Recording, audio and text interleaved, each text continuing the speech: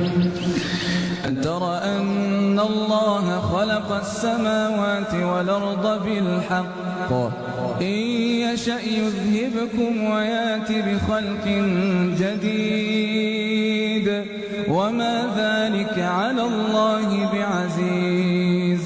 وبرزوا لله جميعا فقال الضعفاء للذين استكبروا إنا كنا لكم تبعا فهل أنتم مغنون عنا من عذاب الله من شيء قالوا لو هدانا الله لهديناكم سواء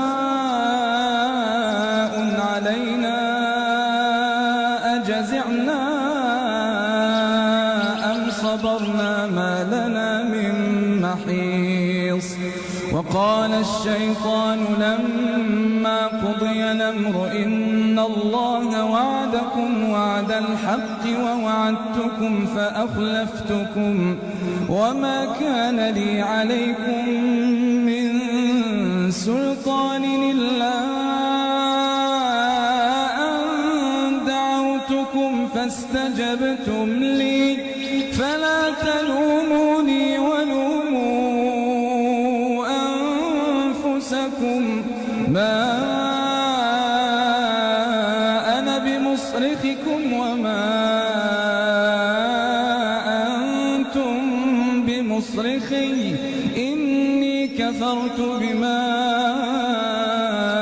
أشركتمون من قبل إن الظالمين لهم عذاب أليم وأدخل الذين آمنوا وعملوا الصالحات جنات